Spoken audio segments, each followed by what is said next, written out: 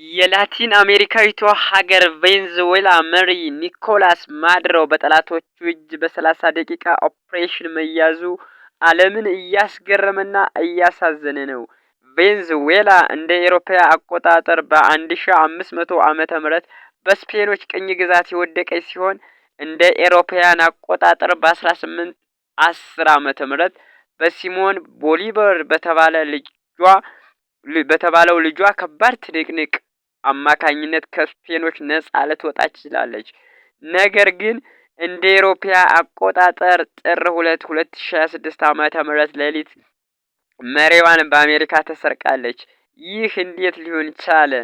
ቢያንስ ትንሽዬ ዋሻ፣ ትንሽዬ ጉድባ፣ ሸጥ ነገር፣ ተራና ነገር በሀገሪቱ የለም ወይ ልንል እንችላለን። ይሁን እንጂ የሀገሬ ሰው በስነ ቃሉ ጠላት ከሰው ሀገር መች ገሰግሳል፣ ጠላት ከነቢሴ መች ገሰግሳል፣ ጠላት ከነጎንቻ መች ገሰግሳል፣ ጀርባ ሲቀላይቶ ከደጅ ላይ ይነሳል ይላል።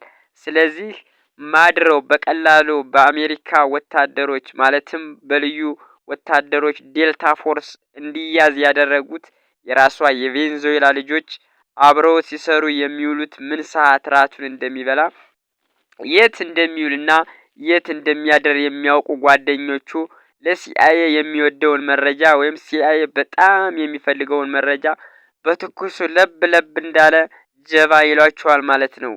የአሜሪካው ፕሬዝዳንት ዶናልድ ትራምፕ ከዛሬ በኋላ የቬንዙዌላ መሪ እኔ ነኝ ያለ ሲሆን ዶናልድ ትራምፕም በጣም የሚወዱትን ኦይል አሜሪካኖች እስከ አንገታችን እንጠልቅበታለን ያሉ ሲሆን ይህ እንግዲህ አንድ ሀገር የተናበበ መሪና የተናበበ ህዝብ ከሌላት የራሷ ሀብት በጠላቶቿ እጅ ወድቆ እንደዚህ ጠላቶቿ እየሳቁና እየቀለዱ እንደዚህ ይወስዱታል ማለት ነው።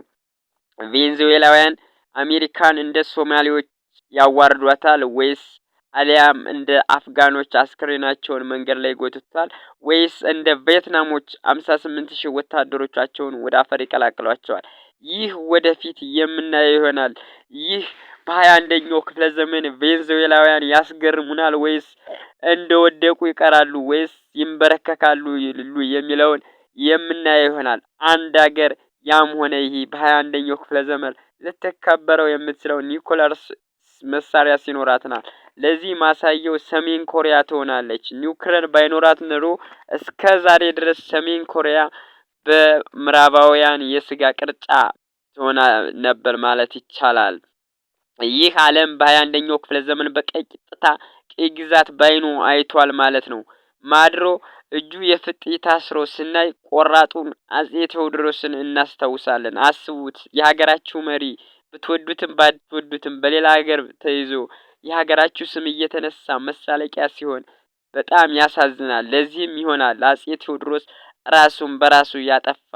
ገደልን እንዳይሉ ሞተው አገኟቸው፣ ማረክን እንዳይሉ ሰው የለበያቸው፣ ምን አሉ እንግሊዞች ሲገቡ ሀገራቸው እየተባለ እየተዘፈነ ለአጼ ቴዎድሮስ ይሆናል። ይኸው በሰዓቱ የነበረው ጀነራል ናፒር የእንግሊዝን ጦር ይዞ የመጣውም ለአጼ ቴዎድሮስ አስከሬን ለአንድ ንጉስ እንደሚገባ የክብር ሰላምታ እንደሰጠው ቀደምት ጸሐፊያን በታሪክ ውስጥ ተምረነዋል ማለት ነው። በእርግጥ የአንድ ሀገር መሪ እንደዚህም እንዲዋረድ ሊያደርጉት የሚችሉት የራሱ ስራ ሊሆን ይችላል። ስለዚህ ማዱሮ የሀገሩን ዜጎች እና ተቃዋሚዎችን ያከብራል ወይስ ያሳድዳል? ዋናው ጥያቄ እዚህ ጋር ነው። ስለዚህ ለቬንዙዌላን ይሆናል ማለት ነው። የአፍሪካ መሪዎች ከማዱሮ ሊማሩ ይገባል። ዜጎቻቸውን ከውጭ ሀገር የጦር መሳሪያ እየገዙ እየገደሉና እያጎሳቆሉ የራሳቸውን ልጆች በቅንጦት በአውሮፓ በአሜሪካና በዱባይ እያኖሩ እያዝናኑ የደሃ ልጆችን እርስ በርስ እያፋጁ አንድ ቀን የማዱሮ ዕጣ ፈንታ ሊደርሳቸው ይችላል ማለት ነው። ይህን ቪዲዮ አዘጋጅቼ ያቀረብኩላችሁ ከገጠር ነው። ሰላም ለሀገራችን፣ ሰላም ለሕዝባችን፣ ፍቅር ይሁን እንላለን። ዜጎቻችን ወንድሞቻችን በየተራራው በየሸለቆ እርስ በርሳቸው ወደ አፈርነት እየተቀላቀሉ ነው። ይህን እግዚአብሔር ሰላም ያድርግልን እንላለን። ዩቲዩባችንን ሰብስክራይብ አድርጉ፣ ላይክ አድርጉ፣ ኮሜንት አድርጉ። ቪው ስላደረጉ እናመሰግናለን።